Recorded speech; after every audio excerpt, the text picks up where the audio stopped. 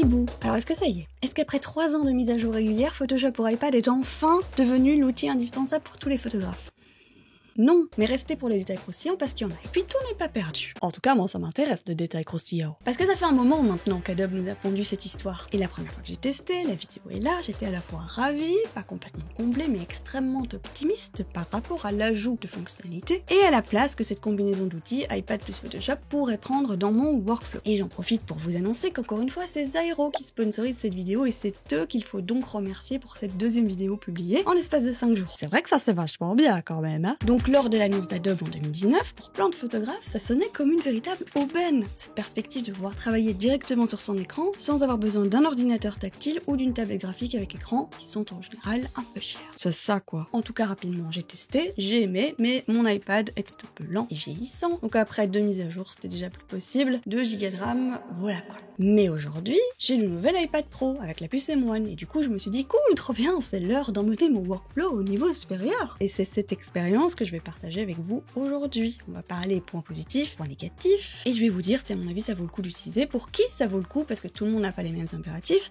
mais en plus je vais vous proposer une petite alternative qui pourrait en séduire certains. Du coup, je prends l'iPad, je mets mes petites lunettes de retouche, et c'est parti. Il est où mon stylet? Ah là. Bref.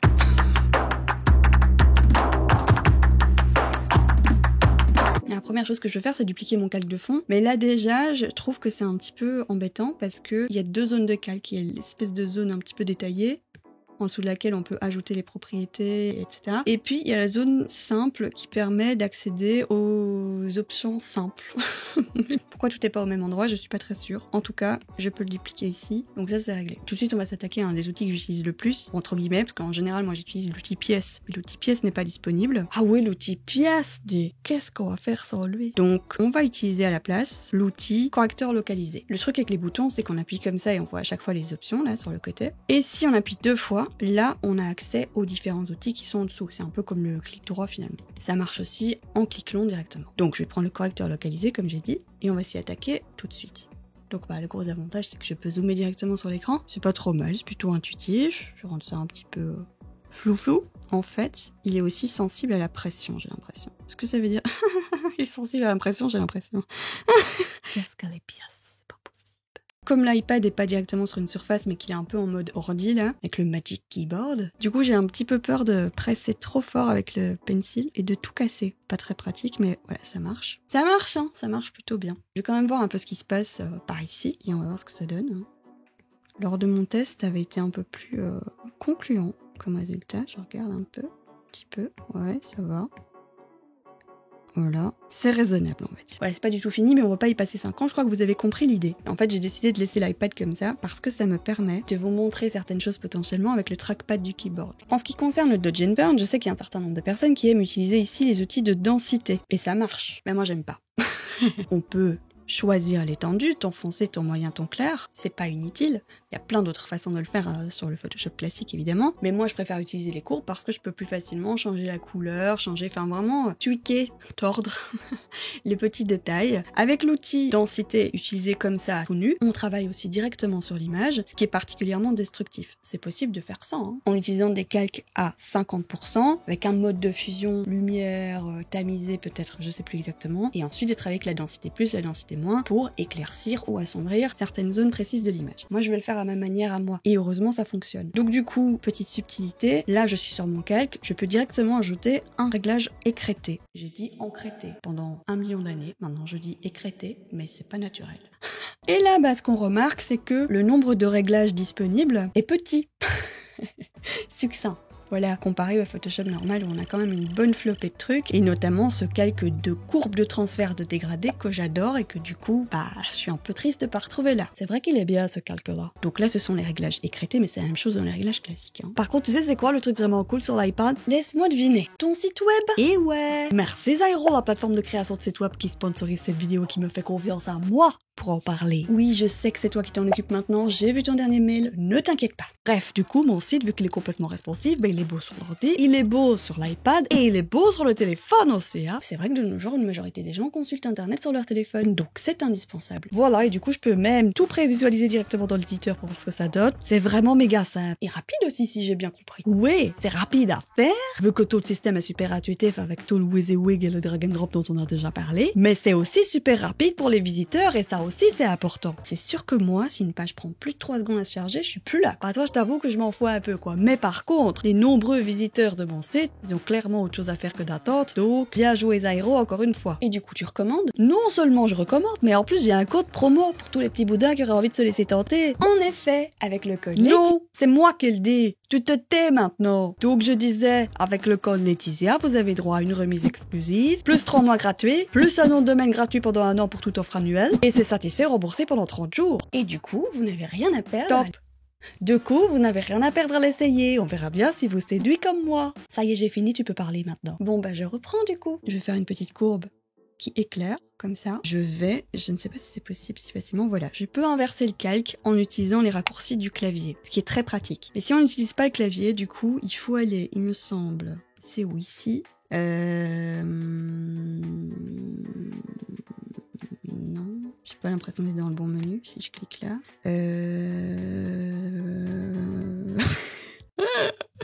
C'est où? Ça, c'est quoi? Inversé! Purée! Inversé, il est là.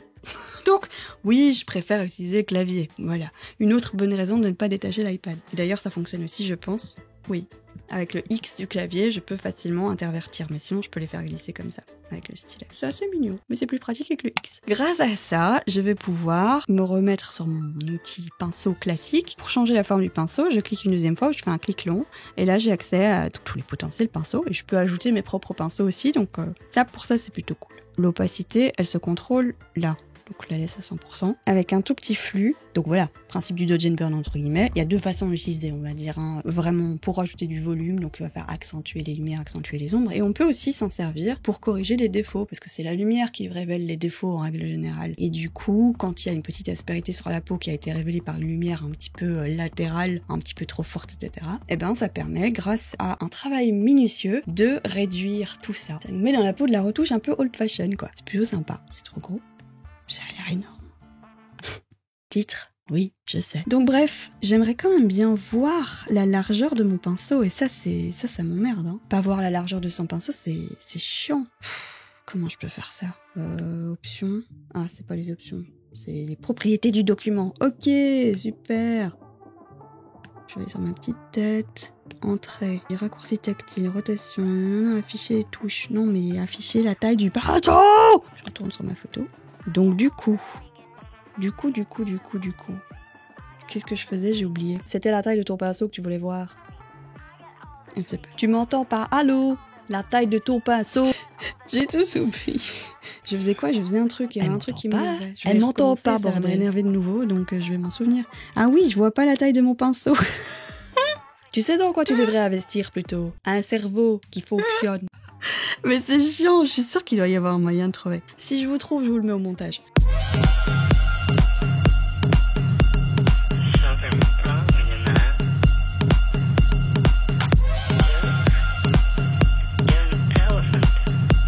Et donc du coup, ce que je vais faire, c'est qu'en général, je rajoute un deuxième calque avec une deuxième courbe. Je peux remettre un réglage, je peux repartir sur une courbe, je peux la faire foncer cette fois. Voilà, c'est vraiment foncé là pour le coup. Alors est-ce que ça marche toujours? Oui. Et ensuite, bah même principe quoi. Je peux peindre en blanc. Je vais vous mettre un flux un peu plus fat, comme ça vous allez voir ce qui se passe un peu mieux, mais voilà.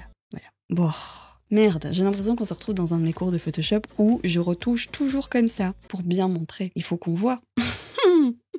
Et pour ceux que ça intéresse, je vais organiser à nouveau un petit cours en groupe de Photoshop. Photoshop, c'est vaste, c'est pour ça que vous avez le choix, il y a 4 options différentes. Si ça vous intéresse, je vous ai mis un petit lien en description qui vous permettra de sélectionner le thème qui vous tente le plus et aussi de vous inscrire pour recevoir les informations spécifiquement pour ces cours. On passe à la suite. La dernière fois, je vous avais montré un truc, c'était le recadrage. Et j'étais vraiment très insatisfaite du fait qu'on ne puisse pas figer la forme de la photo. Genre, si on veut recadrer comme ça, Et on est là, ah mais non, mais ça marche pas, etc. Mais je me suis rendu compte qu'il y avait ce fameux petit rond sur le côté là, qui en fait donne accès à des fonctionnalités supplémentaires et qui s'utilisent bien avec le tactile. Là en l'occurrence, si j'appuie dessus, je recadre avec une certaine limite. Là je suis en train d'utiliser les doigts, du coup pas le stylet. Ça garde les proportions intactes. Alors je doute qu'on ait accès là au recadrage avec contenu pris en compte, hein. Je vais le terminer comme ça, mais oui non, j'ai pas vu l'option, personne n'en a parlé, il y a pas. Par contre je vais revenir en arrière parce que c'était un peu moche. Et l'autre truc que je voulais vous montrer qui est quand même assez chouette dans cette barre d'outils sur le côté, je vais revenir bien sur ma photo principale,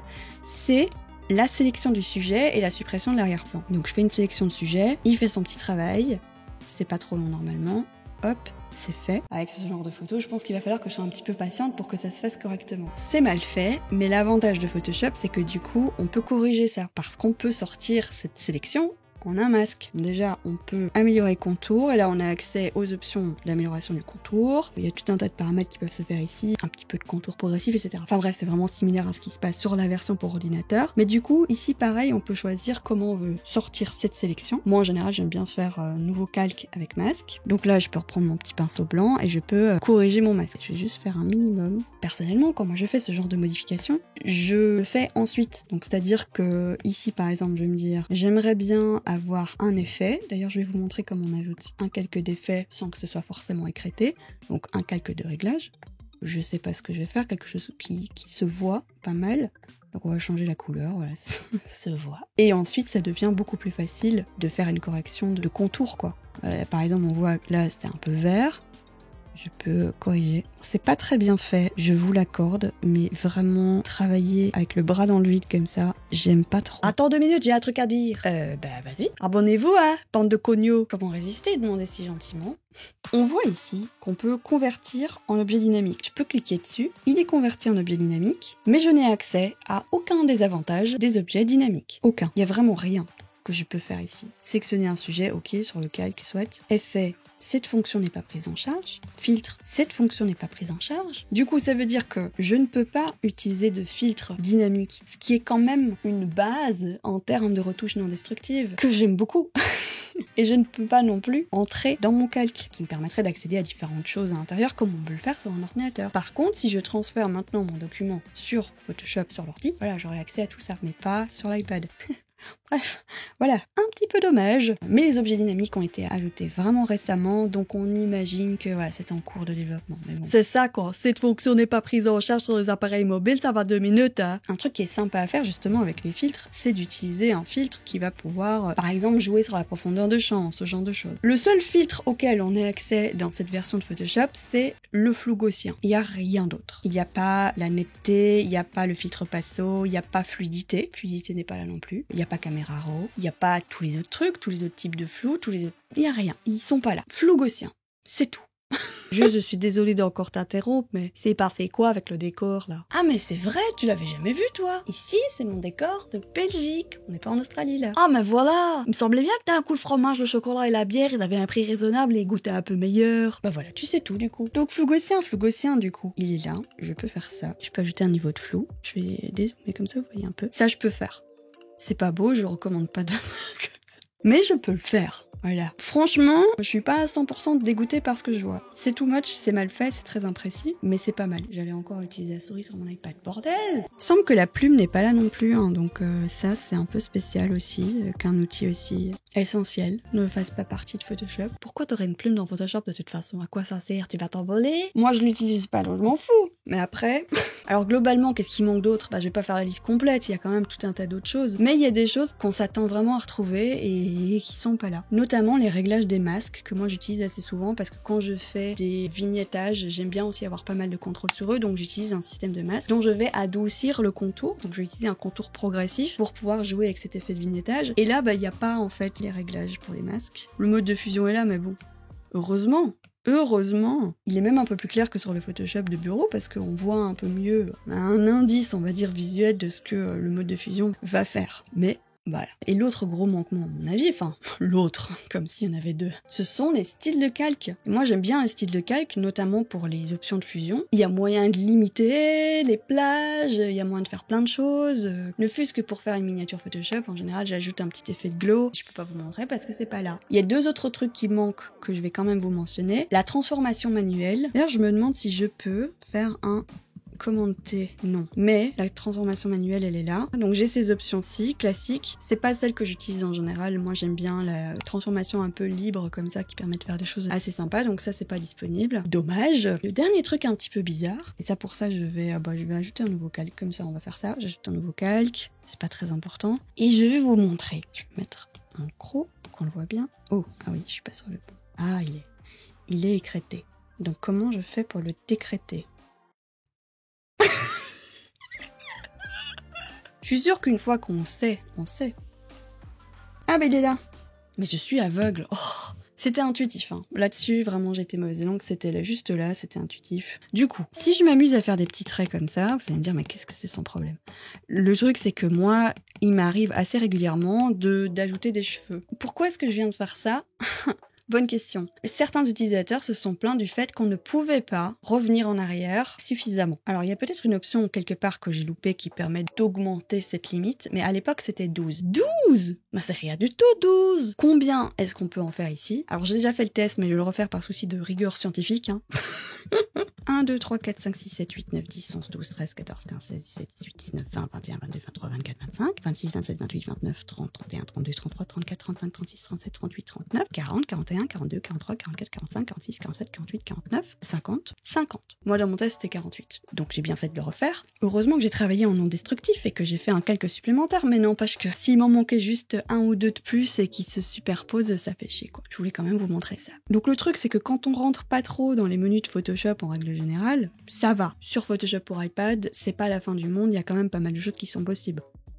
Oh, une désaturation partielle. Comment ose-je coloriser? Wouh! Tout un autre univers maintenant. Les outils que je trouve vraiment cool, même si en l'occurrence sur cette photo ça marche pas très bien parce que c'est une photo un petit peu compliquée, bah ça va être la sélection du sujet, la suppression de l'arrière-plan. Et ce que je vous ai pas montré, c'est que si jamais je fais que sélectionner le sujet comme ça, je peux tout à fait remplacer mon sujet par le fond qui va se baser sur le contenu. Donc il va remplir, il va faire une espèce de... Bon, vous allez voir, faut juste que je vire ça. Donc je peux désélectionner avec le raccourci, ça c'est très pratique. Et la dernière chose que je vais préciser par rapport à l'utilisation, à l'usage de ce Photoshop, avant de vous parler un petit peu plus en détail de, à mon avis, qui devrait l'utiliser, pourquoi, comment, etc. C'est que moi, quand j'ai testé Photoshop au tout départ, j'ai utilisé des photos que j'avais qui traînaient comme ça, et ça s'est très bien passé en fait. C'était une expérience plutôt fluide, bien qu'un petit peu déroutante de temps en temps. Mais ensuite, j'ai voulu retoucher cette photo qui était un petit peu plus récente, les transférer, je vais vous montrer ce qui s'est passé. J'ai voulu notamment faire une sélection de sujets. Bon, j'espère qu'il va pas me faire mentir du coup, mais je pense... Voilà. Et quand ça se passe, il n'y a pas de sauvegarde. Du coup, c'est quoi le problème? Je suis allée voir sur internet et certaines personnes parlaient du fait que c'était un problème de synchronisation, qu'il y avait un bug à ce niveau-là. Et je me suis rendu compte que déjà quelques versions en arrière, c'est un problème qui avait été, mis en exergue sur les forums d'Adobe et que visiblement, il y avait rien qui était fait pour le régler. Un des conseils, c'était de désactiver la connexion internet. Ce que j'ai fait, mais ça n'a rien changé. Par contre, j'ai pensé à un truc. Je me suis dit, est-ce que c'est à cause du nombre de bits? Vous avez entendu, elle a des bits. Comme les bits d'amarrage, vous savez, dans les ports et tout, pour attacher les bateaux, pour amarrer les bateaux. Les bits d'amarrage. Ah, elle est fatigante. Et en effet, ça c'est une image 16 bits, et toutes les retouches que je vous ai montrées jusqu'à présent, c'était une version 8 bits que j'ai faite spécialement pour que ça cesse. Et heureusement, ça a cessé. Mais disons que c'est bon de le savoir, donc si vous avez ce problème sur Photoshop et vous vous demandez ce qui se passe, peut-être que c'est juste une question de bits. Ah oui, et alors évidemment, les neural filters, tu veux dire. Oubliez. Ils sont pas là. Donc au final, est-ce que je le recommande aux photographes? Ça dépend. Si vous n'avez jamais utilisé Photoshop, je suis persuadée que cette version du logiciel est beaucoup plus intuitive et moins circonvoluée que le Photoshop classique. Parce que sur Photoshop, on en a des menus, des options, des panneaux, des bidules cachés ou subtils dans tous les sens.